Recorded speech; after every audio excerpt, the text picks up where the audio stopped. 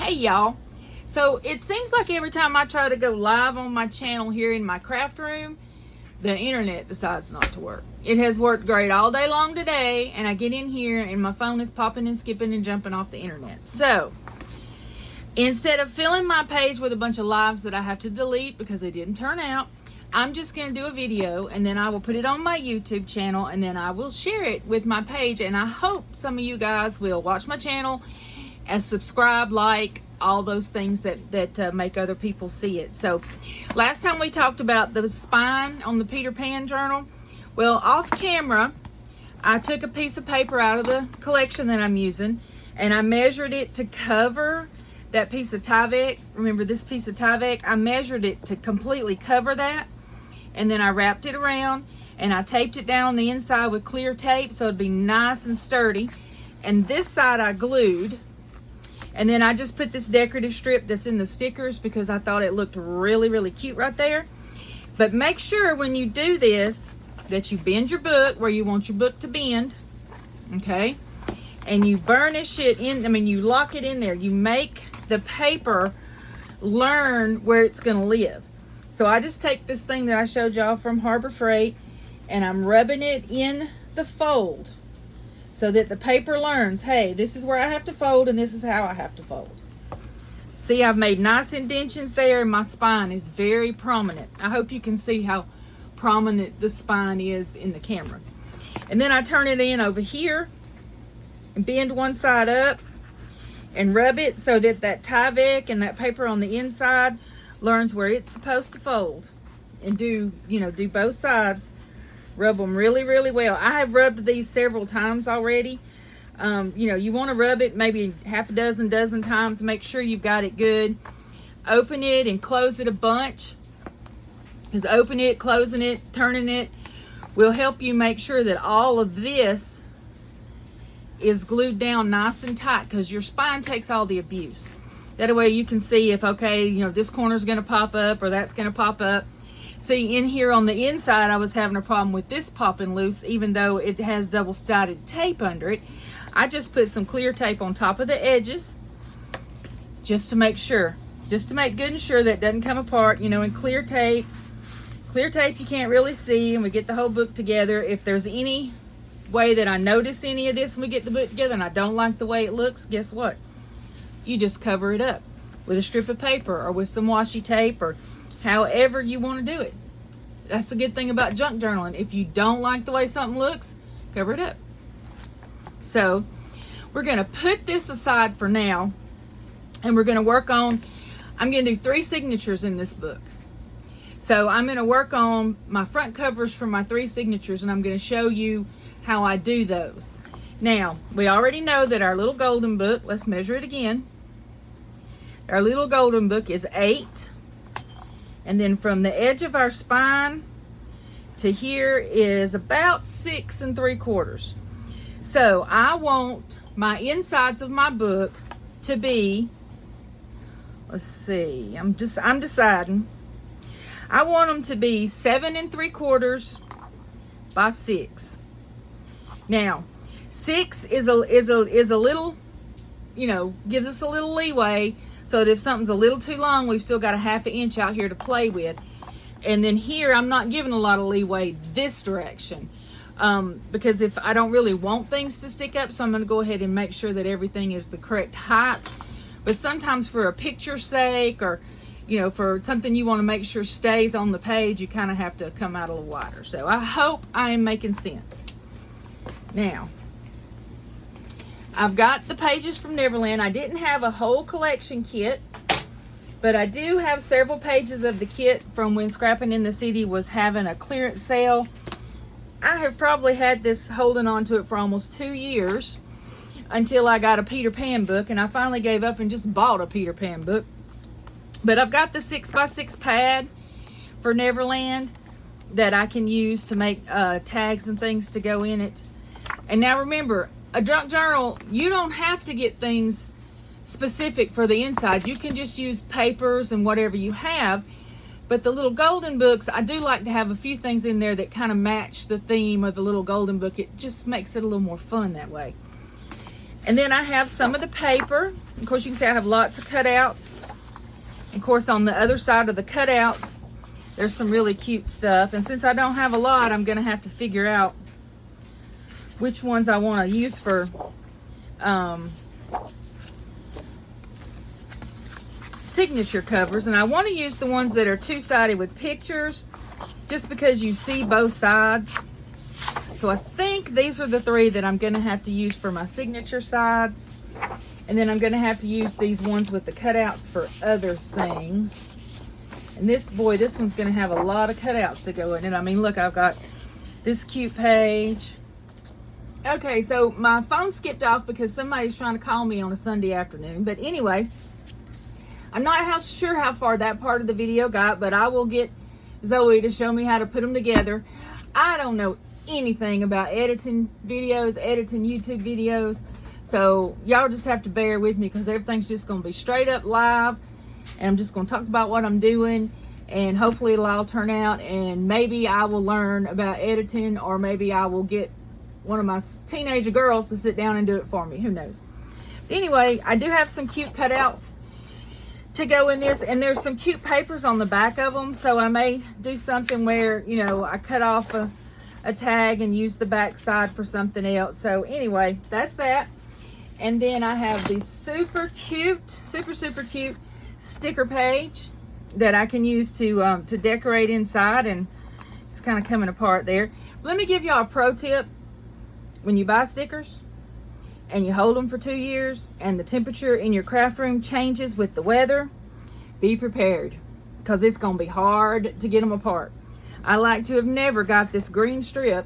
This green strip was a sticker, and I like to have never got it to peel. You see where it tore and did all kinds of crazy stuff. So just pro tip on stickers: if you store them somewhere where the temperature doesn't remain, you know, exactly the same, you could have problems. But hey, it's junk journaling. We'll fix it. It doesn't matter. All right, I am going to take these 3 pages that I have picked, and I'm going to turn them to where this is called a marketing strip, in case you don't know. And if you'll notice, there's a little piece of the paper that's on the back on the marketing strip, and you know, those things come in handy. They come in handy for edges of pages. They come in handy for covering up mistakes. And since this is just 3 sheets, I'm going to stack them up here, and I'm going to put them in my handy dandy paper trimmer that I just cannot live without. And I'm going to line them up with my cut line, just like so. And I'm going to cut off my marketing strips. And instead of just chunking them in the trash, I am going to make sure that I have it all the way here. Yep. And I'm just going to pull off these end parts that I'm not going to need. And I'm going to keep one end of Lost in Neverland, because that'd be really cute. Really cute to put inside the book somewhere too. So, and I'm just going to lay those aside. Now, I know that I want my pages to be 7 3/4 inches tall, right? Let's open this up. Now I'm going to take this first one this way on the back. Actually, I think I'm going to do Peter first. Let's do Peter Pan first. So we're going to measure him. And you want to pay attention to the direction of your paper if you have something like this, because you don't want to cut it this way and then you end up with Peter Pan sideways. So this is our tall length. This is the up part. So I'm going to cut him off at 7 3/4. And the super good thing about using 12 by 12 paper with 6 inches as your limit for the shoot, I can't even talk.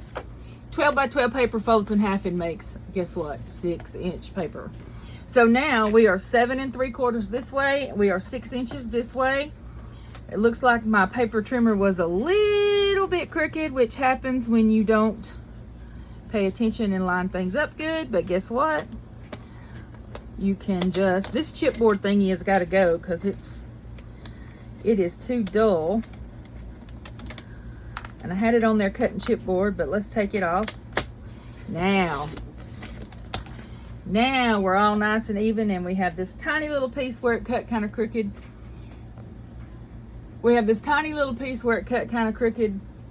to put away. So my phone's trying to die, so I hope it didn't stop right then. But anyway, this is the cover for one signature.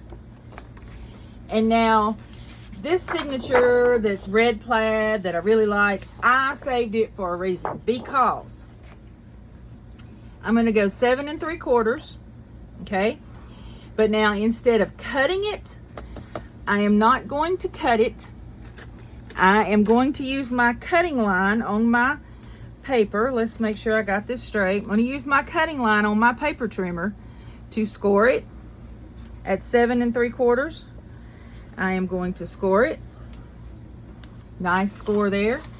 I am going to fold it.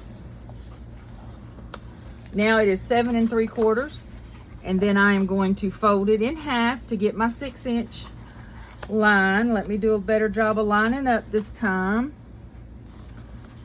There we go. And I am going to brayer this here with my transfer stick. So you can use anything to brayer as long as it's, you know, smooth and tough. So I'm going to use it to brayer my folds.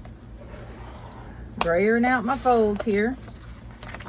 And I am also going to flip this backwards just to teach the paper that it has to bend there. You're teaching paper fibers what you want them to do. So now you say, now what you going to do with it like that? Well, I got it off just a little bit. I'll fix it right here right quick. Let me move the trimmer. There we go. It's off just a hair. So I'm just retraining that part. Now it's nice and even. What I'm going to do is this is going to become pockets so that your center signature or your last or first, wherever you decide to put this one, is going to be plaid on the outside. And you open it up and you're going to have pockets and these cute little characters. So now to make our pockets work so that we don't have extra bulk right here where all that paper is, right in here, this makes extra bulk. So we're going to open it up. We're going to fold it in half this way. And we are going to take our scissors. I love my Tim Holtz scissors, but these have glue all over them. So let's don't use them till we clean them up. These are Fiskars. Love Fiskars too. And you're just going to cut a triangle down to your fold line. Just right there. And then you're just going to nip it off on your fold line so that you just have a tiny piece here and a triangle cut. Now when you open it back up and fold it up here, then you have sort of what looks more like the inside of a traditional folder. Now I've got a little snippet right here sticking out. You can barely see it. Now you can leave it or you can cut it. I prefer to cut it because I don't want it to eventually come out like that. Now I am going to glue my folder pages down with my good old art glitter glue. If you know me, you know I'm addicted to art glitter glue. And it only takes a little. And then I'm going to fold it up here to close it. And I'm going to do the same thing on this side. Y'all see how little, I mean, you can barely tell how much glue I have on there. And that will work perfect with your art glitter glue. You just rub it down good. And it takes about 30 seconds and then it's dry. In fact, art glitter glue dries so fast that you have to keep your pen in it all the time, even when you're trying to use it. Now I have walked out, forgot, and left my pen out and come back in the next day to do something, and this little silver point here is dried out with glue. But the good thing about it drying so fast is it creates a seal where it doesn't get in the rest of your bottle. So I just take the little silver thing off and go in the kitchen with some warm water and soap and wash it and get it good and clean, put it back on, we're all good to go. So anyway, there is signature number 2. And I got just a tad, there we go. Now, signature number 3, we're gonna do just like we did the first one. We are just going to go to 7 3/4. Make sure we're good and straight this time. And we're going to cut it off. Now remember, you have this piece that you cut off that we can do a lot of things with too. So don't throw anything away until we're done. And even when you get done, there's always cool things that you can do with scraps. So I'm going to put the dark color inside. I'm going to have the teepees on the outside. I know they kind of look like party hats, but they are teepees. The Lost Boys lived in teepees. And I am going to burnish that fold so I can make sure that the paper knows who's boss. Always tell your paper who's boss. And now, I have the outsides for my 3 signatures. Very, very cute. I tend to put the pocket page in the middle, or I put it in the rear. But in this case, I am going to put Peter up front. I'm going to put the teepees, and then I'm going to put the pocket page in the rear. And something else I have a tendency to do, and I'm probably going to do with this one, is I take the story, which is right here. If y'all could see this desk, you'd be laughing. I take the story. Little golden books are always in 2 signatures. You have 2 pieces. And I generally, because I like to keep the story in order. Now, some people don't care. They mix up their story, and it's all different through the book, and, you know, whatever you prefer is what you do.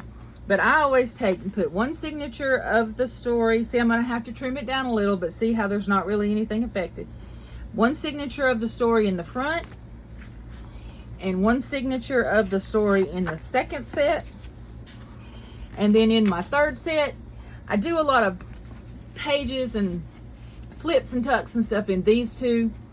But now when I do a folder page like this, this is where you really get a lot of cutouts, a lot of neat things, a lot of stuff that you can move around yourself and add to the first 2. So this one is kind of like, well, it has pages, but it's kind of like, I don't know, what would we call it? It's kind of like the ephemera pack that goes with the little golden book journal. Now, if it was mine to keep personally, I would probably do completely different than any way I do in the ones I sell. But since I want someone else to have this cute journal, the last signature has a lot of stuff in it that you can move so that you can personalize it. You can make it your own. You can do it your own way. Hence the pockets to help hold some of the cutouts. So there's my 3 signatures, and there's how I'm going to get them started. And I really appreciate you watching this video, but I'm going to go ahead and cut this one off and get it ready to post and give you time to catch up by making your signatures and adding your spine. So thanks a lot, and y'all have a really good evening.